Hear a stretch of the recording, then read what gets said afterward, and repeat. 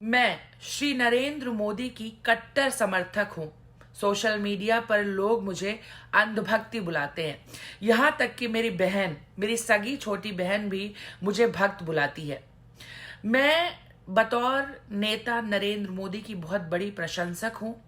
फिर चाहे मैं उनका गुजरात का काम देखूं, बतौर गुजरात का मुख्यमंत्री या देश के प्रधानमंत्री के रूप में उन्होंने बहुत अच्छा काम किया है और मैं उनकी फॉलोवर हूं, उनकी फैन हूं।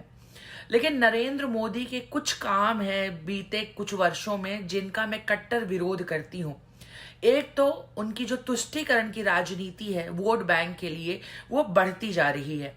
उनकी लालसा शायद बढ़ती जा रही है, या एक नेता ऐसा ही होता है, शायद उसके लिए सत्ता बहुत ज्यादा जरूरी होती है। और दूसरा है ST/SC एक्ट। ST/SC एक्ट का विरोध मैं क्यों करती हूं, ये आप खुद देखिए।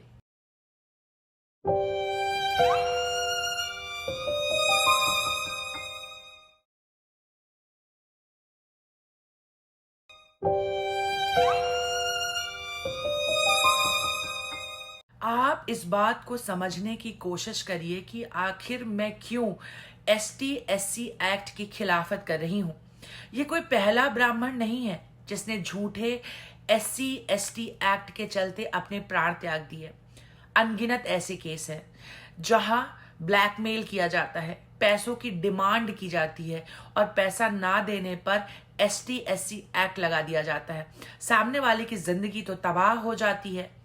सिर्फ ऐसा नहीं है कि ब्राह्मण और ठाकुर ही ST/SC एक्ट से परेशान है, सबसे ज्यादा तो यादवों पर, उत्तर प्रदेश के यादवों पर झूठा ST/SC एक्ट लगाया जा रहा है। अभी हाल ही में एक लड़के ने खुद को गोली मार करके आत्महत्या कर ली, झूठे ST/SC एक्ट से परेशान होकर के।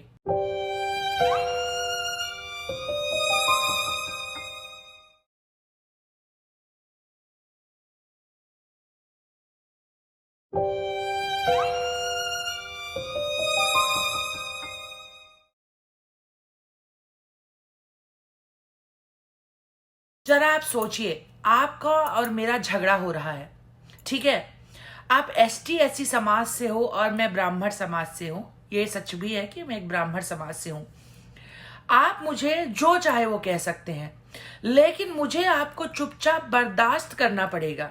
नहीं, अगर मैं आपको बर्दाश्त नहीं करती हूं तो आप तो मेरी जिंदगी नरक कर दोगे। आप मेरे खिलाफ ST/SC एक्ट का इस्तेमाल करोगे, मेरी जिंदगी निकल जाएगी, ये प्रूफ करते हुए कि मैंने कोई भी डेरोगेटरी रिमार्क आपके खिलाफ यूज नहीं किया है, कोई जातिगत टिप्पणी नहीं की है। और मैं ये भी साबित करते करते मर जाऊंगी कि अगर मैंने एक शब्द बोला भी है तो उसके बोलने के पीछे का कारण क्या है। हो सकता है आई वॉज हर्ट, हो सकता है मैं आक्रोश में थी, हो सकता है कि मैं इतनी बहक गई, उस झगड़े में इतनी कैरिड अवे हो गई कि मुझे मर्यादा का ध्यान नहीं रहा। ये चीजें मुझे आप कोर्ट में सिद्ध करनी पड़ेंगी, और ये सिद्ध करते करते न जाने जिस तरीके से भारत का न्यायालय और न्याय व्यवस्था काम करती है, मेरी पूरी जिंदगी निकल जाएगी साबित करते करते कि भैया मैंने कुछ नहीं किया, मैंने कुछ नहीं कहा, और अगर कहा भी तो भाई छोटी सी गलती हो गई है। ऐसे केसेस भी होते हैं जहां जानबूझकर अपमानित नहीं किया जाता, आक्रोशवश हो जाता है। ST/SC एक्ट का इस्तेमाल सुरक्षा कवच की तौर पर नहीं हो रहा है। इसका इस्तेमाल अपनी सुरक्षा के लिए, अपने आत्मसम्मान को बनाए रखने के लिए नहीं किया जा रहा है। लोग ST/SC एक्ट का इस्तेमाल एक हथियार के तौर पर कर रहे हैं। ठीक वैसे ही जैसे निर्भया कांड के बाद महिलाओं की सुरक्षा के लिए, महिलाओं के अधिकार के लिए, महिलाओं के पक्ष में बहुत सारे कड़े नियम बनाए गए, पर क्या बलात्कार रुका? नहीं रुका, बल्कि कुछ दुराचारी महिलाओं ने इन कड़े नियमों को अपना हथियार बनाया। वह मासूम पुरुषों को फंसाती हैं, ब्लैकमेल करती हैं, पैसे की डिमांड करती हैं, मनमानी करती हैं, अपनी बात मनवाने की कोशिश करती हैं, और ना मानने पर रेप केस करने का थ्रेट करती हैं, धमकियां देती हैं। और न जाने आए दिन कितने झूठे रेप केस हो रहे हैं। ऐसे ही महिलाओं के अधिकार के लिए बहुत सारे नियम बने हुए हैं। जिनका वो इस्तेमाल पुरुषों के खिलाफ करती हैं। झूठे दहेजों के केस होते हैं, घरेलू उत्पीड़न के केस होते हैं। आपको नहीं लगता कि हमारे देश का जो संविधान है, बहुत सारे ऐसे नियम हैं, बहुत सारे ऐसे संविधान हैं जिसमें थोड़ा सुधार होना चाहिए?